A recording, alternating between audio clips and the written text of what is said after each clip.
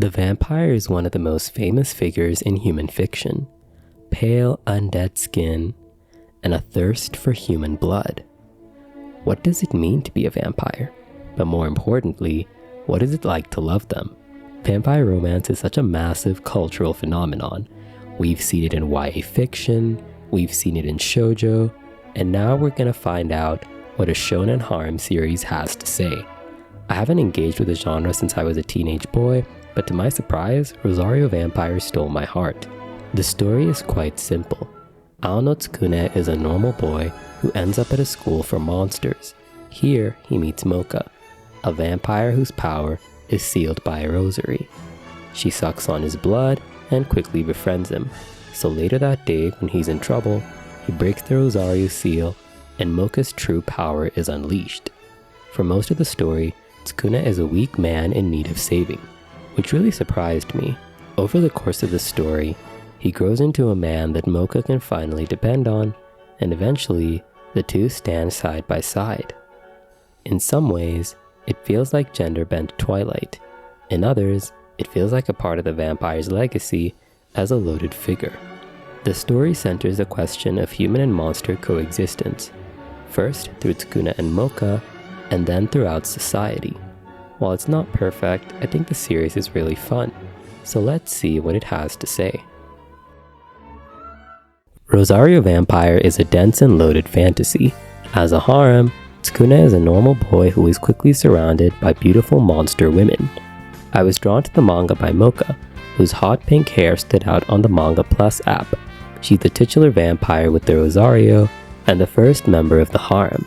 Looking at this poster, you know exactly what kind of show this is. Let me explain what to expect from the anime. The anime has 2 seasons, one for each season of the manga.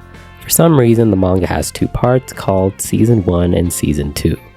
The first season of the anime directly adapts the first season of the manga, which follows the cast's adventures doing school shenanigans, evil teachers, school festivals, and club activities. The second season of the anime is mostly original, loosely referencing the manga, which at that point had turned into a large-scale vampire conspiracy. Both adaptations are chock full of fan service, though if I had to pick, I would say the anime is a bit worse on this front. It ran in Monthly Shonen Jump and is targeted towards teenage boys. This is something the anime fully embraces and is directly acknowledged in the manga. Rosario Vampire is set at Yokai Academy, a school meant to help young monsters prepare to live among humans. This sets up the series' major conflict, that of human and monster coexistence. The monsters are an underclass unable to get passports, work, and seemingly lack support past high school. And this is why the academy exists.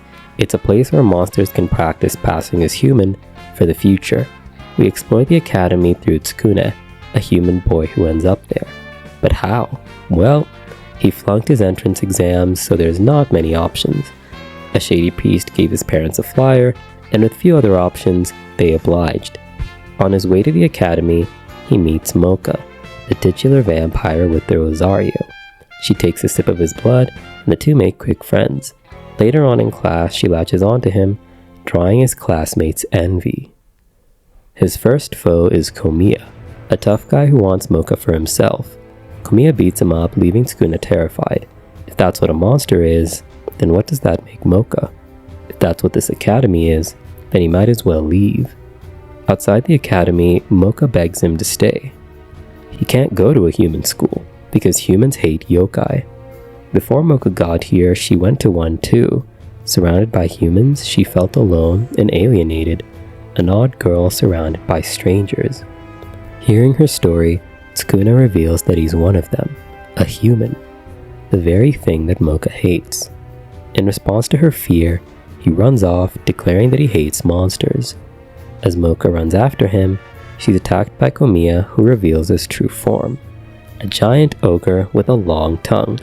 He proceeds to attack Mocha in a pretty lecherous scene. Future attacks on the girls are more tonally appropriate, but early on, it's just very carelessly depicted. Tsukune returns to save Mocha, putting his life at risk. He knows he's too weak to do much, but at the very least, he can be a friend, even if that means he's friends with a vampire. As he falls onto Mocha's lap, his hand tugs at the Rosario, breaking the seal. So now, Mocha's full vampiric powers have been unleashed. We'll call this character Inner Mocha, and she is her own character, seemingly separate from the girl we just met. Inner Mocha is an elegant being of violence. She makes quick work of Komiya, basking in the glory of her win. While their bodies are the same, the two girls could not be more different. Rosario Vampire has a great first chapter. The central conflict is explored through Mocha and Sukune, who represent both worlds. On one hand, Mocha is a terrifying vampire, representing the harsh nature of the yokai world, but on the other, she's also a sweet girl who learns to make her first human friend. As for Tsukune, he represents the human world. Through meeting Mocha, he learns of monsters and learns what they go through. So if Mocha and Tsukune can get along, then maybe there's hope for coexistence after all. But that's easier said than done. Chapter 2 introduces Kurumu, a succubus. She's working on seducing all the male students, which Mocha, the prettiest girl, is in the way of. Kurumu's pretty possessive and immature, but that makes her a fun character. She also has one of my favorite designs. Kurumu decides to take Mocha out, so Tsukune pulls off the Rosario, but this time it doesn't come off. What's going on here? So in the first episode/chapter, he pulled it off when he and Mocha reached an understanding. Tsukune might be a human, but he's still gonna be her friend, and that allowed him to rush back there, tug at the Rosario, and break the seal. So where's that understanding now? What's not happening? Well, that's because of Kurumu. She's the one throwing them off. As a succubus, Kurumu views men as a resource, mere victims to her charm. But what's the difference between her and Mocha? Isn't Mocha using him too? The first thing she did was suck his blood. Its human taste is what drew her to him. Is this what Mocha thinks of him though? Is Tsukune her friend or just food? Kurumu herself asks this question as she flies toward them. So Mocha declares that he's her friend, and as a friend, Tsukune declares that he won't be a burden. This understanding allows him to break her Rosario, unleashing Inner Mocha and ending the fight. This chapter is about understanding what it means for Tsukune to be human. I skipped over it, but both Komiya and Kurumu suspected he was human, and this played a role in them targeting him. There's a clear power dynamic between him and the monsters. So how do we know it's not the same between him and Mocha? That's what this chapter is here to answer. It leads right into the third, which is about Mocha's challenges as a vampire. The manga's third chapter is the first major split in the adaptation. It's also a good way to explain the general problems with the anime. So, the chapter follows Mocha, Tsukune, and Kurumu picking a club. Tsukune wants to join the swimming club, but Mocha can't swim. She doesn't elaborate and has to watch Tsukune flocking with the mermaids at school. But once she leaves, the mermaids reveal their true goal, trapping the men in the water, draining their energy. Mocha dives in to save him, shocking her entire body. This is when Kurumu explains Mocha's weakness. As a vampire, she's weak to water, due to its purifying effect. All this time, Tsukune has been ignoring her discomfort, and while she worked to understand him as a human, he's yet to understand her as a vampire. This is a logical next step from chapter 2. It's what makes the manga's writing so holistic. Every situation feels carefully placed, and you can understand why a certain thing is happening at that point. Early on, the weekly drama manages to bring out realistic conflict that the characters might actually go through. It's not enough to declare that they don't care if they're human or monster. Being together will require a whole new level of consideration from both parties. That's why this remains one of my favorite chapters of the manga. So how did the anime adapt this? In the anime, right after Mocha fights Kurumu, Yukari debuts. This is fine. They didn't have much time, but then we get a filler episode about the fan clubs for each girl, and then we get the swim episode, where an entire sequence is added of Kurumu and Yukari competing, complete with their vocal album songs included. On its own, this is fine. I'm glad the anime prioritized promoting the girls over completing the story. I mean, it is the bigger selling point, and I would be fine if they had stuck with this approach, adding original content to pad out the manga. But they didn't. See, the anime decided to have it all. And this time, I'd argue it works. I really enjoyed the episode. The manga provides a really intertextual experience. It's easy to pick it up and follow up what's happening. This is a characteristic of monthly manga because you're not seeing it as often, though it can be done poorly, so it's not just that. The plot strings are hung loose enough to spread across volumes, and the average chapter plot is easy enough to follow until you reach the war arc. The anime's primary goal is promoting the female characters, but for some reason in the anime, they kept major plot points without executing the proper setup. 24 episodes can't exactly cover 22 volumes. For this reason, I actually prefer the anime's second season, because at least it has fun. I went online to see what people think and they seem to hate it, but I think it's a better introduction or encapsulation of what the series is about than Season 1's mix of canon and filler content. You could honestly just jump in Season 2 and still kind of get what the vibe is. Just make sure you stop at episode 10. Nothing important happens after that, I promise. If you want to check it out, Manga Plus and Crunchyroll are your friends, and if there's anything else, you guys can let me know in the comments. But if you're not going to check it out, don't worry, we have a lot more to cover. Starting with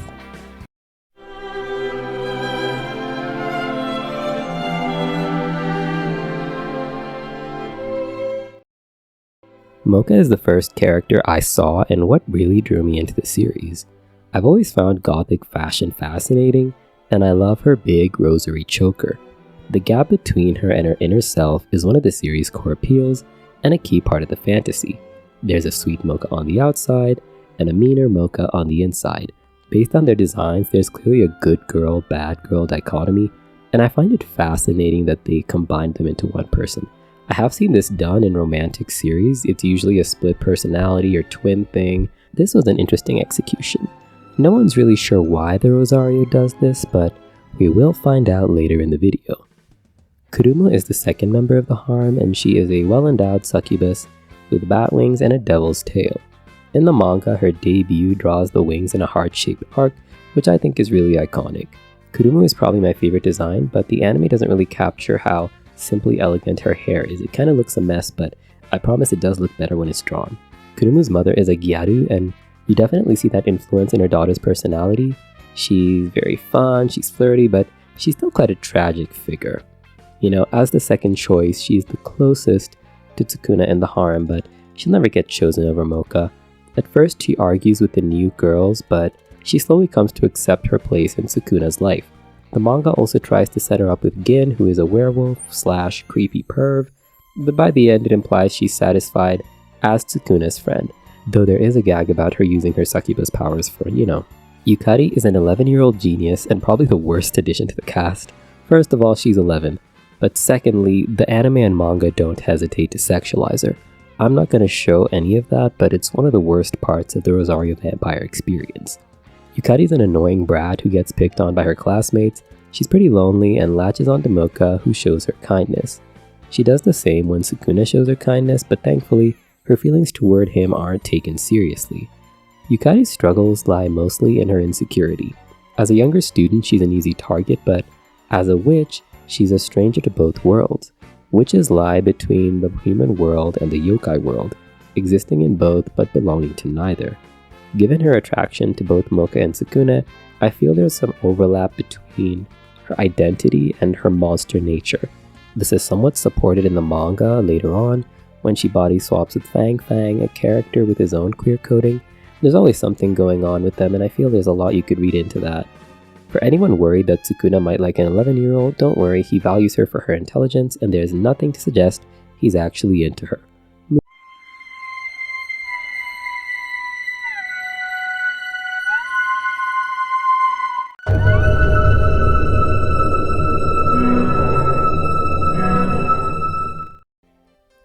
The third new member of the harem is Mizore, who I did not care for as much.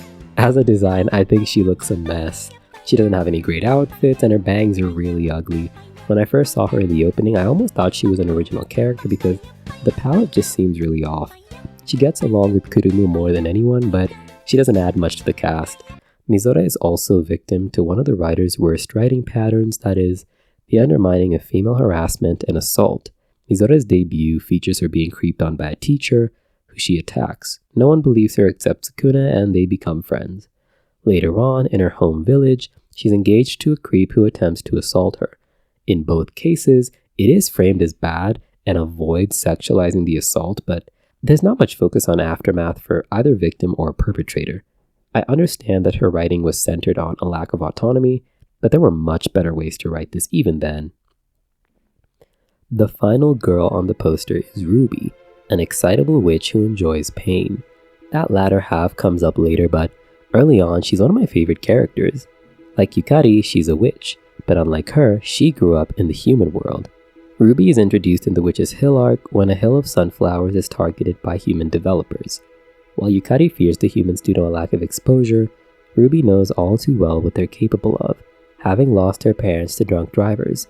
Yukari overcomes her fear a little to save a human, but Ruby remains apprehensive until later on. This arc is one of the strongest in the first half and is quite poorly adapted. If you like this in the anime, which I think a lot of people did, please check out the manga, it is a better execution. Ruby starts out hating humans, but after seeing Tsukuna's kindness, she comes around. And that is the last important thing she does. Okay, that's a lie. She does a lot in the manga. I just don't like it. I feel that with the first trio, the writing was a lot stronger because they're introduced as simple characters with long-term questions that we can explore.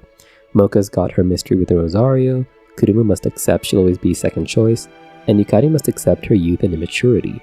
Each of these angles are quite fully explored. Kurumu's love for Tsukuna runs deep.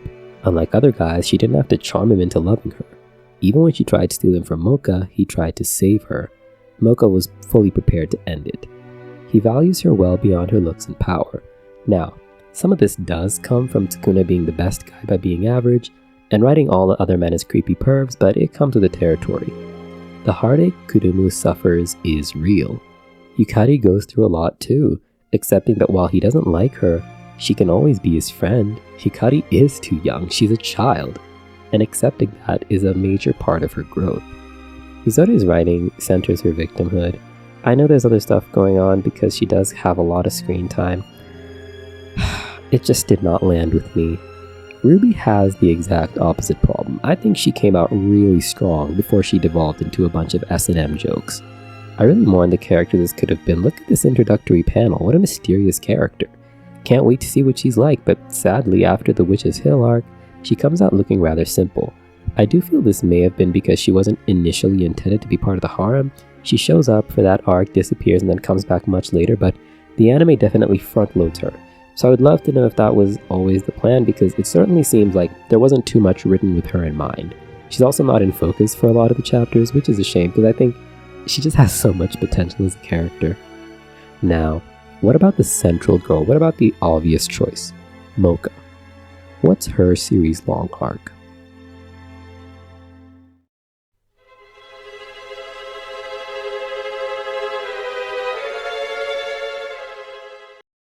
The titular Rosario comes into full focus during the series' second half.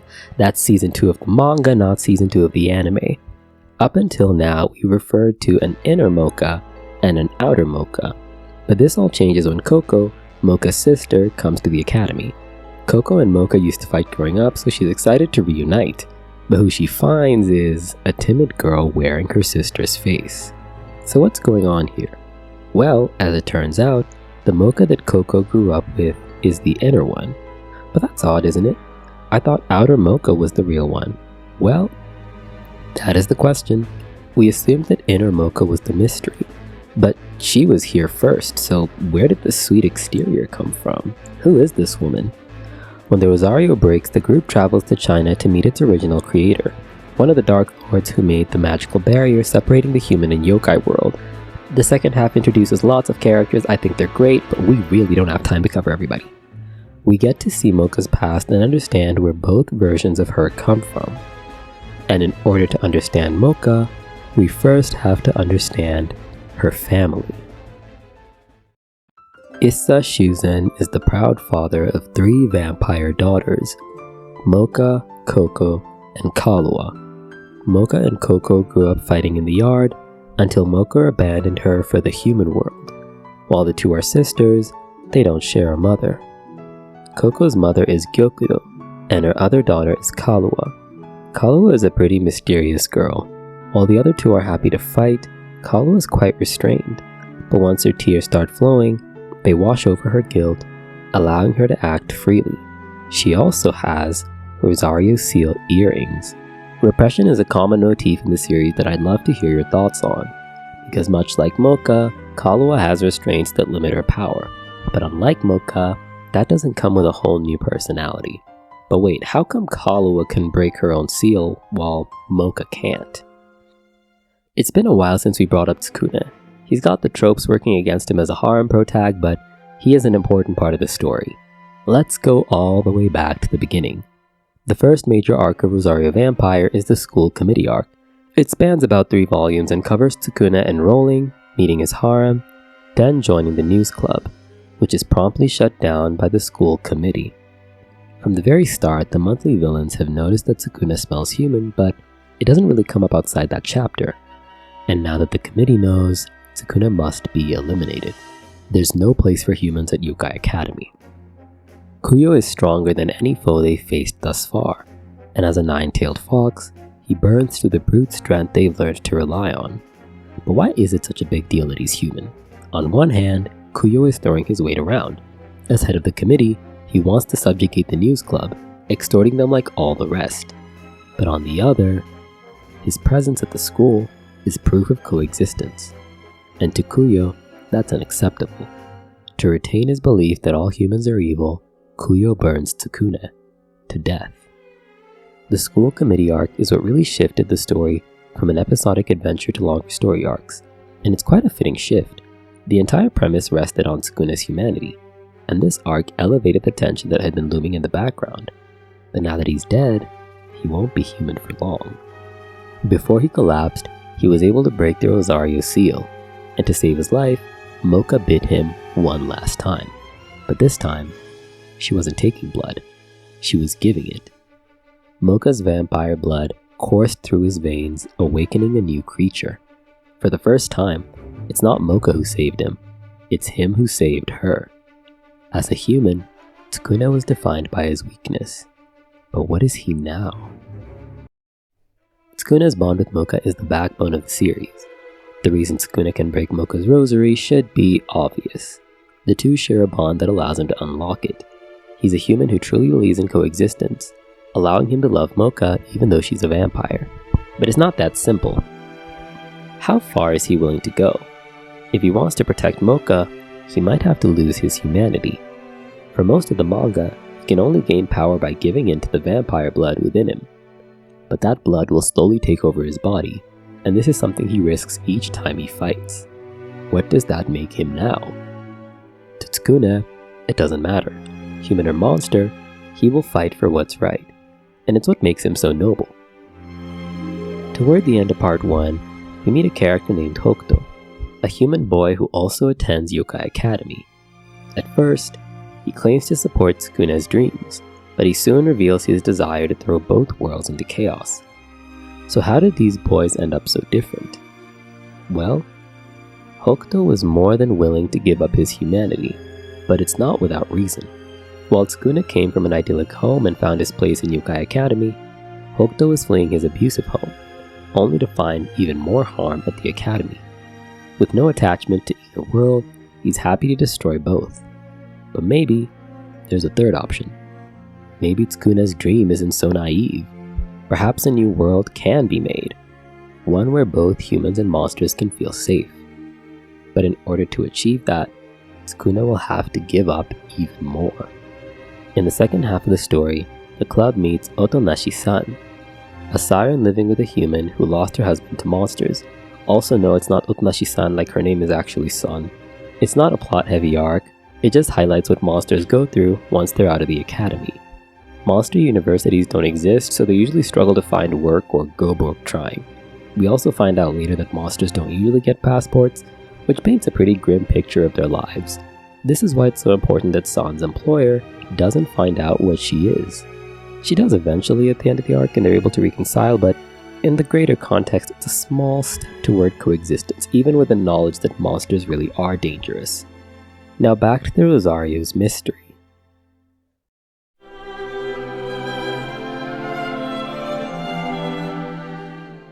The fourth vampire sister is the most plot relevant and by far the coolest design.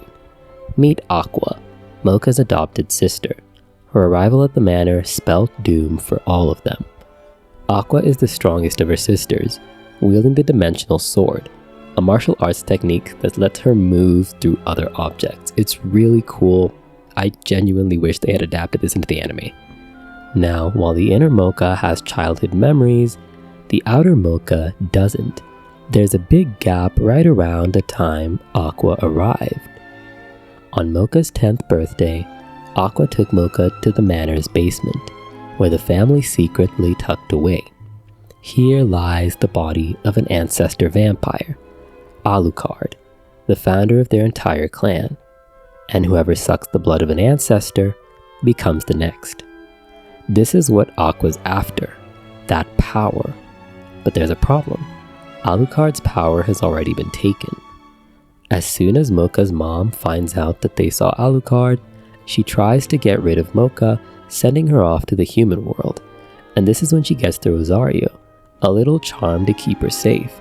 Mocha's mother packs her in the car and returns to the house, where she finds Aqua waiting. Because rumor has it that Alucard was sealed there by Mocha's mother, Akasha Blood Driver, making her the next ancestor. And now, Aqua's mission is clear. She'll have to kill Mocha's mom. While driving toward the human world, Mocha notices she left her Rosario, so she rushes back home, only to find Aqua attacking her mother.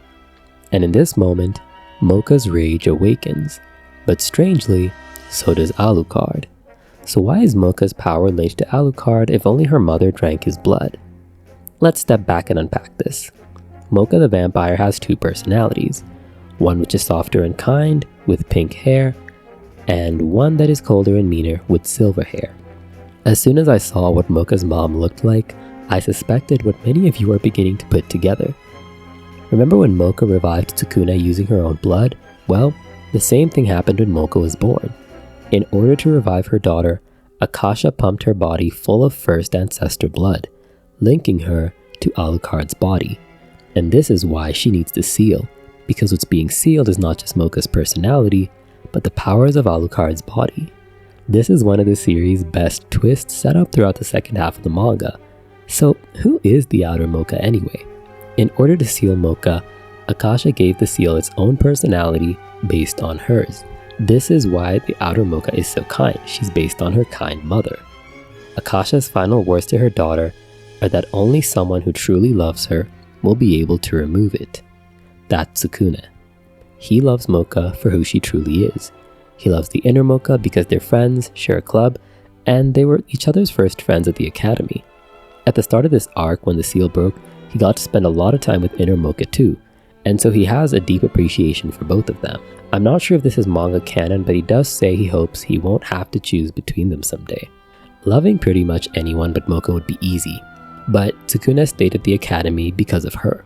He lost his humanity for her, and now he's on a castle in the sky fighting for his life to save her. But that's who he is. When it comes to Mocha, he's willing to do anything. The final arc of Rosario Vampire pits the entire cast against the revived Alucard as he sends a flying castle crashing down to Earth. It's a lot. Put simply, while the body was sealed in the basement, his soul or some sort of clone has been plotting his return for centuries. It's one of those, this guy was planning things all along type of things. You know the vibe. So now there's a giant dragon and a castle in the sky and everyone's dying, and in the heat of battle, Mocha passes away. So once again, she'll need a transfusion. But Sukuna is only a half vampire. So if he wants to save her, he'll have to give up what's left of his humanity. This is the peak of the relationship's versatility. Sukuna has grown from a boy who needed saving to a man willing to give up his own life to save her. The ultimate sacrifice from a human. He does end up becoming a full vampire, but thankfully the extra cast is able to calm him down, and Alucard is eventually defeated. The ultimate sacrifice from a human. Alucard's defeat is only achievable through human and monster collaboration. Throughout the series, we've seen humans change their mind about monsters slowly, like when they decided not to take the Witch's Hill. When we've seen humans reckon with the real danger surrounding coexistence, like San's employer, who's gonna live with a siren even though she lost her husband to one. And finally, through Sukuna and Mocha, we've seen the true extent of human and monster coexistence. Sukuna is willing to give up his humanity and potentially die so that he can bring Mocha back to life. He doesn't, just so you know, and they do have to calm him down, but I really like this. The shot of them standing together once they're both transformed is the thesis statement of the series. Both sides will need sacrifice for the sake of coexistence, and it's the deep exploration of those relationships that I found most interesting about the series. Rosario Vampire is a hard series to wrap a bow around. There's so many arcs that I worked really hard to highlight what I think is important when it comes to the main message of this video essay, but trust me, there's a lot that I did not touch. So if you want to see it but you're worried you've been spoiled, I assure you the manga has plenty more where that came from. I think that it's very fascinating. I've always found monster fiction very interesting. I think it's fun to see how mythical creatures are adapted into humanoid designs. I think as a character designer, I just found it very fascinating because sometimes it's kind of obvious what the monster is, but other times they don't really try. What did you think of Rosario Vampire? I don't expect many of you to watch it, but it might be a fun read, who knows? Your mileage may vary. I enjoyed Rosario Vampire, and I hope you enjoyed this video essay. With that said, I will see you guys next time.